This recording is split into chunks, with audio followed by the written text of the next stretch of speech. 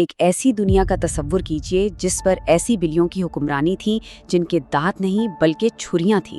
आज हम सिर्फ खंजर दांतों वाले शेर की कहानी से आगे बढ़कर माँ कबल तारीख के उन कातलों की पूरी एक जमात को बेनकाब करने जा रहे हैं। देखिए, जब हम सीबर टूथ का लफ्ज सुनते हैं तो फौरन से एक ही तस्वीर जहन में आती है ना? ताकतवर स्माइलोडॉन, एक ऐसा हैवान जिसके नुकीले दांत किसी के हाथ जितने लंबे थे। ये तस्वीर बिल्कुल दुरुस्त है, लेकिन ये कहानी का सिर्फ आगाज है। लेकिन अगर ये कहानी का सिर्फ एक छोटा सा हिस्सा हो तो? स्माइलोडॉन तो बस एक किरदार था। इस कहानी में तो और भी बहुत से हीरोज या विलन थे। ये सेबरटूथ की कहानी इससे कई ज्यादा भरपूर और हैरानकुन है जितना कोई सोच सकता है। आइए इस राज से पर्दा उठाते हैं। अच्छा, तो इस जबरदस्त तनों को समझने के लिए आइए दो बिल्कुल अलग चैंपियंस को आमने सामने लाते हैं। एक तरफ है लड़ाका और दूसरी तरफ एक दौड़ने वाला।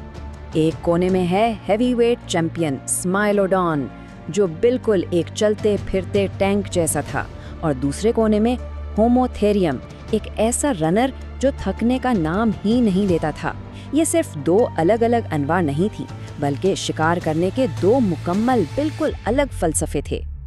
अब इस टेबल को देखिए, ये सिर्फ नंबर्स और फैक्ट्स नहीं है, ये तो उन दो शिकारी मशीनों का पूरा ब्लूप्रिंट है। स्माइलोडॉन अपने भारी जिस्म के साथ घात लगाकर शिकार करता था, जैसे बाइसन जैसे बड़े जानवरों को जमीन पर गिरा देता, जबकि दूसरी तरफ होमोथीरियम का जिस्म वो बना ही था खुले मैदानों में नौजवान मैमथों के पीछे दौड़ने के लिए।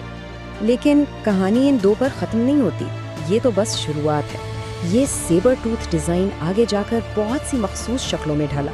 चले इस जमात के कुछ और मेंबरान से भी मिलते हैं। सबसे पहले मिलते हैं मैग्नेटेरियन से। ये कदीम दुनिया का एक सच्चा ग्लोब ट्रॉटर था। अफ्रीका से लेकर शुमाली अमेरिका तक इसका राज था। मैग्नेटेरियन के दांत वो हड्डियां तोड़ने के लिए नहीं थे, नहीं, ये तो एक माहिर कातिल था। अपने ताकतवर पंजों से शिकार को पकड़ता और फिर एक बिल्कुल आराम से उसके गले पर एक सटीक कट लगाता, बिल्कुल एक सर्जन की तरह। अब तैयार हो जाएं एक असली अजूबे के लिए। फ्लोरिडा की कदीम दलदलों में एक बहुत ही अजीबोगरीब जानवर छिपा बैठा था, ज़ीनोस्माइलिस। उसे देखिए, अपने बाकी कजन्स के बरक्स ज़ीनोस्माइलिस सिर्फ छुरी नहीं मारता था, ये तो कुचल भी देता था। उसके मजबूत जबड़े और चौड़े दांत एक ही वक्त में हड्डी भी तोड़ सकते थे और गोश्त भी फाड़ सकते थे। सोचें, जंगली सूर जैसे सख्त शिकार के लिए ये कितना परफेक्ट टूल था। अच्छा, तो ये सारी अलग अलग किस्में आई कहाँ से? इसके लिए हमें वक्त में थोड़ा पीछे जाना होगा और मिलना होगा इस सेबरटूथ खानदान के एक सबसे पहले मेंबर से, पैरामकाइरोडिस। ये जानवर, जो तकरीबन तीते के साइज का था, हमें इस डिजाइन की इब्तिदाई शक्ल दिखाता है। ये दरख्तों पर चढ़ने का माहिर था। शायद अपनी शिकार को बड़े शिकारियों से बचाने के लिए ऊपर दरख्तों में ले जाता था। बिल्कुल वैसी ही हिकमत अमली जैसी आजकल के चीते इस्तेमाल करते हैं। मतलब शुरू से ही ये जानवर जिंदा रहने के लिए होशियार तरीके ढूंढ रहे थे। यहाँ तक तो ठीक है, लेकिन अब कहानी में एक जबरदस्त ट्विस्ट आने वाला है, क्योंकि हर वो जानवर जिसके सेबर टीथ थे वो असल में बिल्ली नहीं था। हजारों नहीं, लाखों साल तक ये मखलूक जनूबी अमेरिका में राज करती रही। अपने बड़े खमदार दांतों के साथ ये हर तरह से एक खतरनाक खंजर दांतों वाली बिल्ली लगती थी।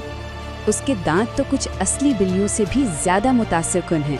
लेकिन कदीम दुनिया में चीजें हमेशा वैसी नहीं होती जैसी नजर आती हैं।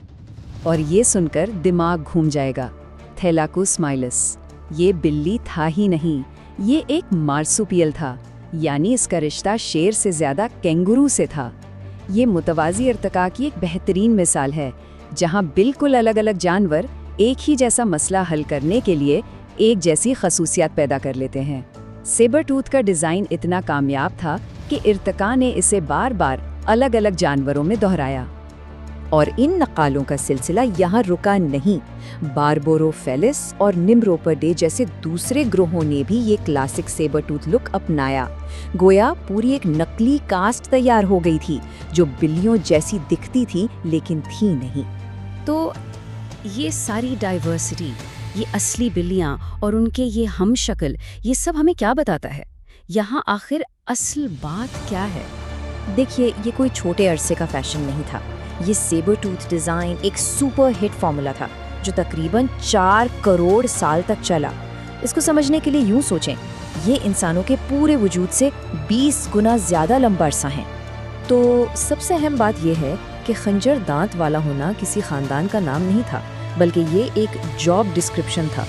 ये बड़े शिकार को गिराने का एक आजमूदा तरीका था और इर्तिका ने इसे बार बार इस्तेमाल किया। लेकिन ये हमें एक गहरी सोच में डाल देता है।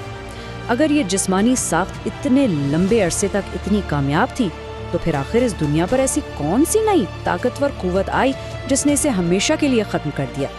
ये एक ज़बरदस्त याद दहानी है कि ज़मीन पर ज़िंदगी की इस अजीम दास्तान में बड़े से बड़ा शिकारी भी आखिरकार मात खा रहा है। और ये हमें एक दिलचस्प सवाल के साथ छोड़ जाता है कि उसकी जगह लेने के लिए आखिर क्या उभरा। पर यह कहानी फिर कभी